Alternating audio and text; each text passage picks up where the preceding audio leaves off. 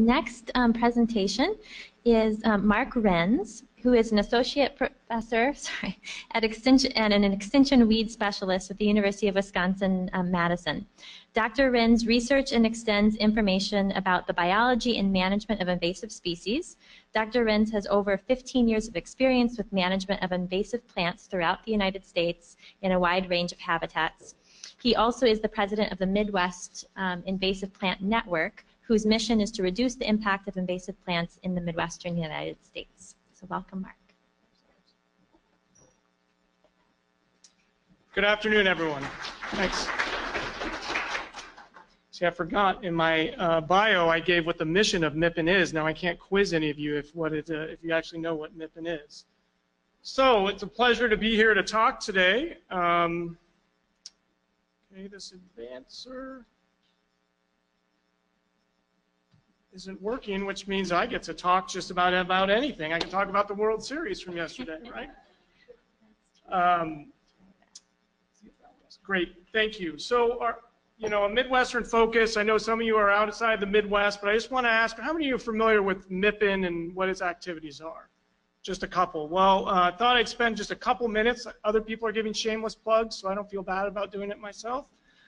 Nippon's goal is really to reduce the impact of invasive plants in the Midwest, and we do that for a lot of different ways. Essentially what we're doing is we're creating lots of resources to make available to our partners. Those resources can be as simple as field guides and just why should I care about invasive plant things, but also we've gotten into creating mobile apps to help with early detection and reporting of invasive species, also creating informational pieces and making them available on smartphones to make smart decisions about what plants people plant and what they don't plant too. One tool that I just want to highlight, because some of you might not have heard of, is another resource. We have what's called the Nippon Control Database, where we have 50 invasive plant species. We can go onto this database and say, I have Thistle, and I want to know the best methods for controlling Thistle, and it'll highlight what those methods are and give you an idea of their effectiveness in the year of control and the year after control, and you can even customize your selection based on certain parameters like the habitat that you're doing, the time of year you're doing management, and other features. So it's a great resource that you guys have access to free of charge. Just go to our website, www.nippon.org, to gain access to that. The other big thing that Nippon does is we hold a lot of outreach events like conferences. Have any of you been to the Upper Midwest Invasive Species Conference? We're proud to say it's the biggest invasive species conference in the world that we're aware of. Over 600 people attend that. It's biannual. It's going to be in Rochester in October, so hopefully you guys can attend that. It's invasive species across taxa. We held one in Iowa last year and had great success with help from Christine and others, and so look forward to doing that in the future as well. Okay, enough of the shameless plugs. Now on to the building the business case for habitat is a benefit for invasive plant management. I don't think I need to tell you guys in the audience that invasive plants are really a problem in these right-of-way areas. We manage them for two main reasons. One, sometimes we have to. Either there are federal or state regulations that require us to manage those. Most of those regulations are state-based, not federal. But also they're impacting the services of these right-of-ways that we want. We're here talking about some of the ecosystem services for pollinators, but also can have impacts on runoff, erosion, visibility, which we can see here with Phragmites, just talking about it. We've had some cases in Wisconsin where cars have gone off and gotten into an accident, and first responders have had trouble actually finding those individuals because of these visibility impactments. Also have just simple safety precautions. We have lots of wild parsnip in Wisconsin, and that can cause burns on your skin. Also, some of them can cause some structural damage to the roadsides themselves. So lots of reasons to manage these invasive plants in these right-of-way areas. But now I'm getting to the task at hand is making the business case for how invasive plant management approaches in right-of-way areas, how having these diverse mixtures or habitat, how we can benefit from invasive plant management. I'm going to separate this up into three different areas because I think there's really three distinct areas to talk about invasive plant management. I'm going to talk about how this can impact prevention of invasive plants from even coming into a right-of-way area. I'm going to talk about it from an early detection, rapid response, EDRR perspective, where we just see a few plants popping up, and then I'm going to talk about in a large-scale restoration, revegetation, because I think there's different points in each of those areas we need to consider, and there's challenges and opportunities in each of these areas.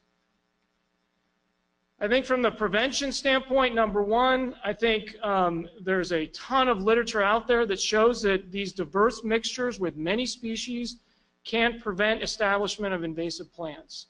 Many studies have shown this in a wide range of habitats, and increasing these diversity can reduce the susceptibility of weeds and or invasive plants in establishing and providing resulting cover. So I think that's well known by many people in the audience here, so I'm not going to delve into any of the issues.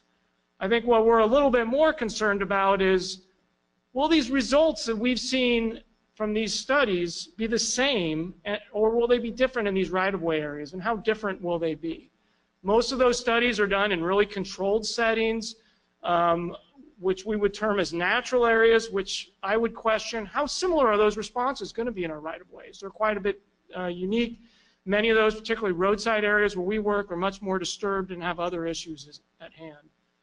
I think the other issue that I'll mention is that we have these studies that are very eloquently done, but they're done in very specific scenarios. And how is that response, how similar is it going to be across different invasive plant species and different mixtures? As we change the mixtures of species, how is that going to change? And just to show you for some of our work that we've done in Wisconsin, we planted diverse mixtures in old agricultural fields and got excellent diverse establishment, essentially weed-free after 2 years. And in fields less than 10 miles away, we've got scenarios like this where it's very highly weedy situations too. So we can get some very site-specific differences as well that we need to be aware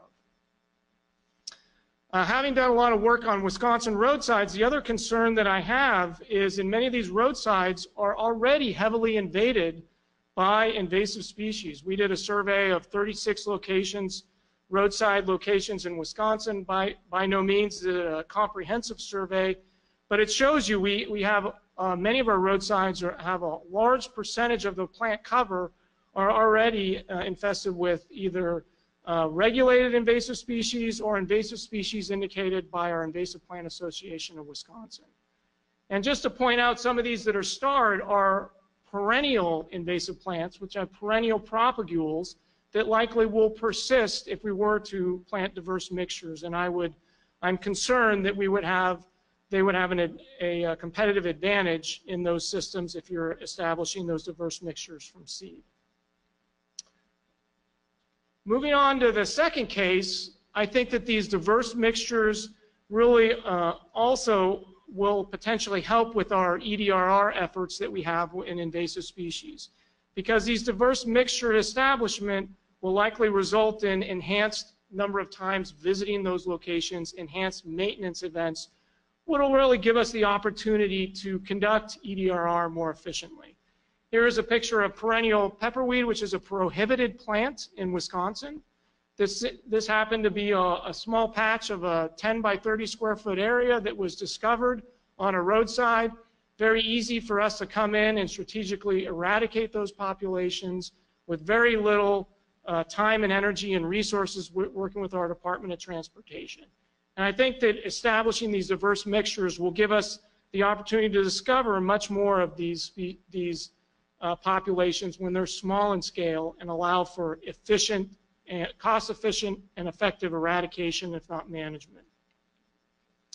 And just to give you some examples of some of the methods on some of the economics that we can potentially see on increased effectiveness, here's an example of some work we're looking at removing brush from some of our experiments. We're looking at low versus high density brush removal with individual plant treatment with herbicides.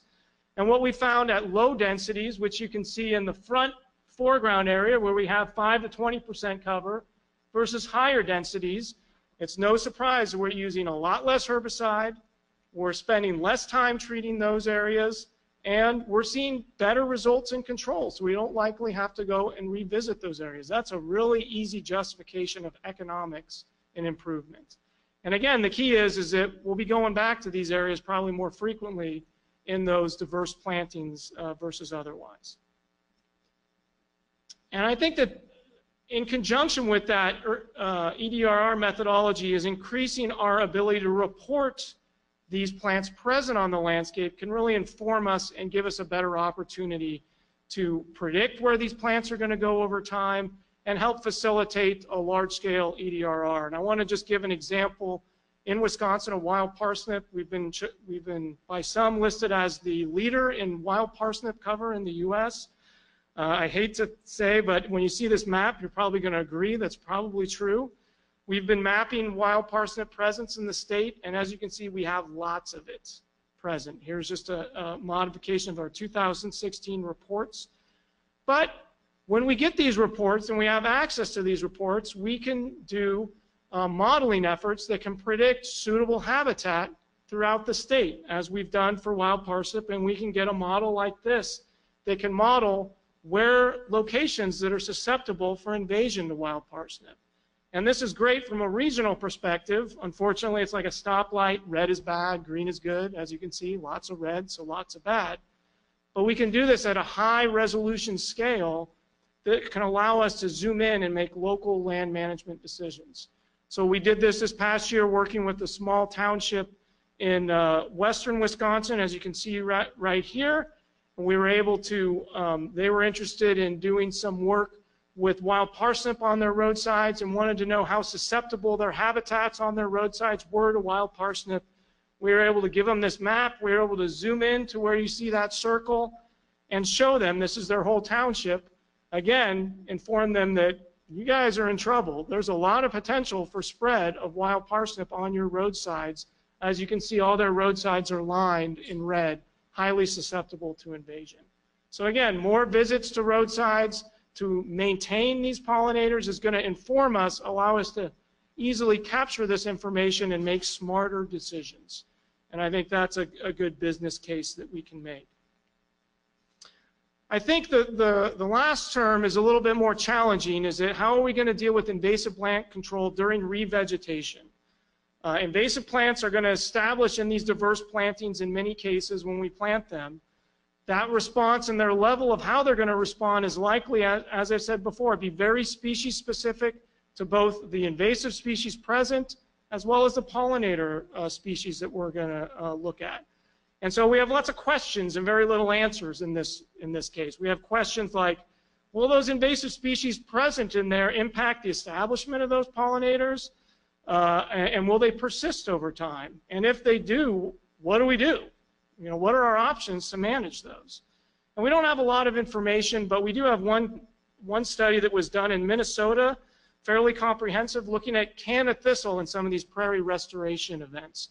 And they came up with some really interesting information, and I'd like to thank Dow AgroSciences and others for sharing this, allowing me to share this information. But what they found here is that they had over 925 quadrats that they looked at, and they did a vegetation analysis where they looked at categorized plants as either bare ground or litter, which is brown, Canada thistle red, other undesirables in yellow, these desirable forbs in this pinkish purple. I'm colorblind, so I'm like the worst person to be describing these to you. And then the green is grass. And what you can see is, we can see they had a wide range of cover of Canada thistle. What you can see and what we want to point out is, as that Canada thistle density increased and got up to that 20 to 30% range, we really saw a sharp impact in desirable forb cover. So information like this is really, really important. It tells us that if we have low cover, it's probably don't need to worry about that as impacting these desirable plantings. But when that cover is high, we're going to have a large impact. So that gives us some information to be informed about management. So if it is high and we do need to management, how are we going to manage it in these diverse plantings? And that's really going to be the challenge. I think what my comments are going to be, and hopefully the working group is going to be able to talk about tomorrow, is that resources really need to be developed on how to manage these areas with these diverse plantings. These resources will need to be specific to the invasive plant species that they're trying to manage or combination, as well as the wildlife or pollinator species mixes that are present. And it's going to need to provide options for management before establishment, during establishment, and after establishment when these pollinators are growing too. I'm optimistic. We've done some work in this area in our lab, and others and other industries have developed some recommendations. I think Dow's probably leading the stage with some of their prairie and grassland management using herbicides, but Bayer and some of these other herbicide companies have developed some good uses and are now testing many of their products with some of these species to give us some tools. I think much more is going to be needed, and that's some of my recommendations. So kind of to sum up, I think that making the business case for invasive plant management, and that's going to be improved with habitat plantings. I think that these diverse mixtures are going to clearly aid in suppressing invasive plant establishment. They're going to help with EDRR and detection and early rapid response with invasive species management on our right-of-ways. But really where it's going to be a challenge is developing these BMPs to actively restore these large populations that are present. I like to kind of finish this off. I can think about glass half full or glass half empty. My glass half empty will start off negative, is I'm concerned that many of these right-of-ways are already invaded. And so it's going to be an uphill battle, and lots of resources are going to be needed there. And these right-of-ways have increased levels of disturbance, and many of these diverse plantings, at least in Wisconsin, that are being recommended, have very low seed numbers. And so my concern is that's going to give even more reason for those invasive species to get established. And then that control after establishment is going to be very costly. So I have concerns, particularly in Wisconsin. We have lots of Phragmites, lots of concern on how we're going to manage the Phragmites in these diverse plantings. But I have hope. I think I have four main reasons for hope. I think our biggest reason is in our region we have success of these diverse planting in right-of-ways in states like Iowa, where they've had a successful program for decades that have essentially done this. So we have people we can lean on and learn from their building up their program. I'm really impressed on the interest in pollinators, and that information is continuing and interest is building. There is a lot of research that we can rely on in making this business case and moving it forward. And I think we have a lot of stakeholders on board. Unlike other areas, I think we have the key people in the room and talking about this. And so I'm very optimistic that we can make some headway. With that, that's my last slide. I know I was talking fast, but I wanted to get in on time. If I have a chance, can I answer some questions? Oops. Yes, sir.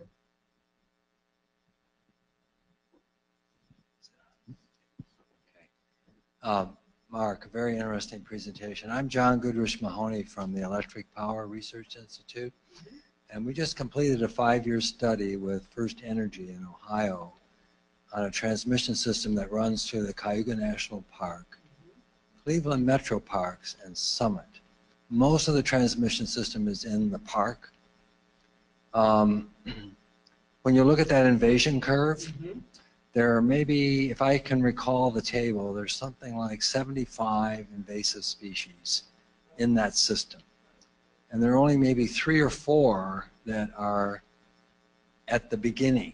All the rest are in the red portion. Right. And so from an economic standpoint, you should maybe focus on those 3 or 4 because you can't do much about the rest. Right. It turns out that there are just as many invasive species on the transmission system as there are in the park. Maybe a little bit fewer because of the intensive management of the vegetation on the transmission system. What was my other point I wanted to make? Oh, the report, which will be published at the end of this year, will be free for download. Great. So if folks would like a copy of it, they can write to me. My name, of course, is on the list. It's Goodrich Mahoney, jmahoney@epri.com. And I'll be happy to send anyone the report number, and you can download it off of EPRI's website. This was a very interesting project.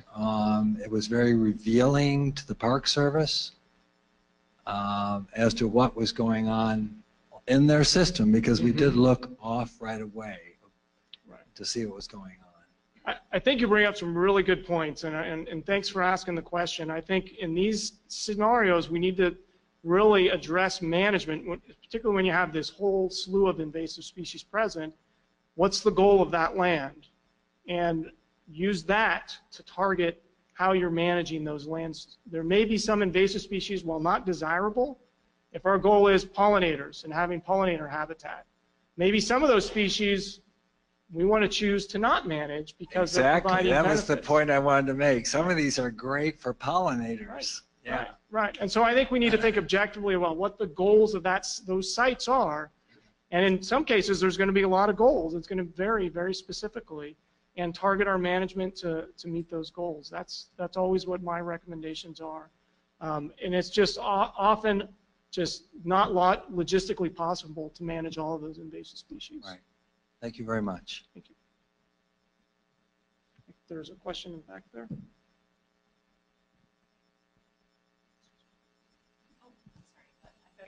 Somebody else. I was, but that's okay.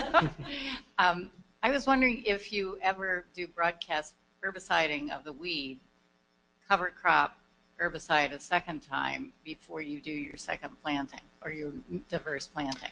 Yeah, I mean, there's a range of tools to do that. I mean, what you've described is definitely one tool. I think it really depends upon the species and the scenario and what you're planting. We've done research looking at managing the invasive plants 6 months before you even plant your diverse plantings too, and have found success in getting candidate thistle out of the system before the herbicide that you use is breaking down enough where it doesn't cause impact to the establishing.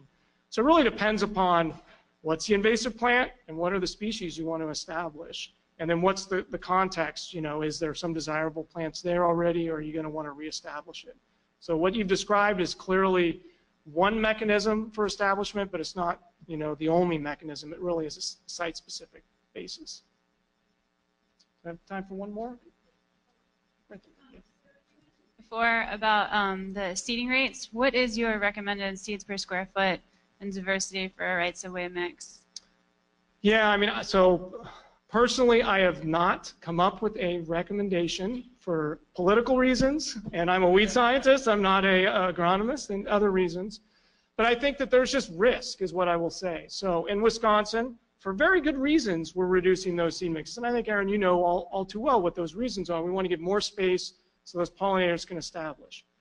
But what happens when we open up space in establishment? We open it up for weeds and including invasive plants that have the potential to move in too. And so it's a give and take. And so I think we really need to be careful about doing that, particularly in right-of-way areas where we know there's a lot of propagules that could get established.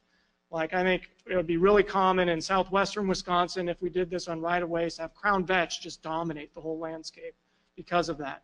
But I think there's opportunities. We can develop smart seed mixtures that gives us tools to manage that crown vetch while desirable vegetation is getting established. And we need to really think smart about how to think ahead of time about developing those resources so we don't have some of those failures that we've seen on some of our right-of-ways. Good question, though.